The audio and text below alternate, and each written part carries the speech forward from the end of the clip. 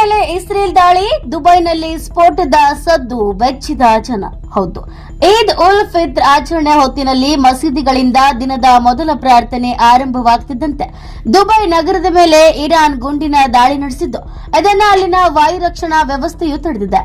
ಈ ವೇಳೆ ಭಾರೀ ಸ್ಫೋಟದ ಶಬ್ದಗಳು ಕೇಳಿಬಂದಿದ್ದು ನಗರದ ಜನರು ಬೆಚ್ಚಿ ಬೀಳುವಂತೆ ಮಾಡಿದೆ. ಬೆಂಗಳೂರಿಗೆ ಮತ್ತೊಂದು ಗುಡ್ ನ್ಯೂಸ್. 2ನೇ ಅಂತಾರಾಷ್ಟ್ರೀಯ ವಿಮಾನ ನಿಲ್ದಾಣಕ್ಕೆ ಟೆಂಡರ್ ಆಹ್ವಾನ. ಸಚಿವ ಎಂಬಿ ಪಾಟೀಲ್ ಹೇಳಿಕೆ. ಜಾರ್ಖಂಡ್ ನದಿ ತೀರದಲ್ಲಿ ಅಮೆರಿಕ ನಿರ್ಮಿತ ಬಾಂಬ್ ಪತ್ತೆ, ಮರಳು ಗಣಿಗಾರಿಕೆ ವೇಳೆ ಸಿಕ್ಕ ಜೀವಂತ ಸ್ಫೋಟಕದಿಂದ ಆತಂಕ. ಜಾರ್ಖಂಡ್ನ ನದಿಯೊಂದರ ದಡದಲ್ಲಿ ಮರಳು ತೆಗೆಯುವ ಸಂದರ್ಭದಲ್ಲಿ ಅಮೆರಿಕ ನಿರ್ಮಿತ ಬೃಹತ್ ಬಾಂಬ್ ಪತ್ತೆಯಾಗಿದ್ದು ಸ್ಥಳೀಯರಲ್ಲಿ ಭಾರೀ ಆತಂಕ ಮೂಡಿಸಿದೆ. ಮರಳು ಗಣಿಗಾರಿಕೆ ನಡೆಸುತ್ತಿದ್ದ ಕಾರ್ಮಿಕರಿಗೆ ಈ ಸ್ಫೋಟಕ ವಸ್ತು ಕಂಡುಬಂದಿದೆ.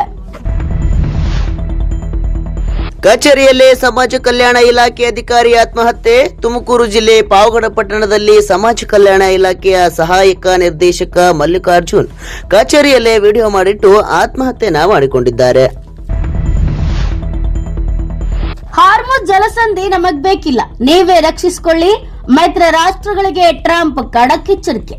ಹೌದು, ಈ ಜಲಸಂಧಿಯ ಮೂಲಕ ಸಾಗುವ ತೈಲದ ಮೇಲೆ ಅಮೆರಿಕ ಅವಲಂಬಿತವಾಗಿಲ್ಲ. ಆದ್ದರಿಂದ ಇದರ ರಕ್ಷಣೆಯ ಜವಾಬ್ದಾರಿಯನ್ನ ಇತರ ರಾಷ್ಟ್ರಗಳೇ ಹೊರಬೇಕಂತ ಪ್ರತಿಪಾದಿಸಿದ್ದಾರೆ.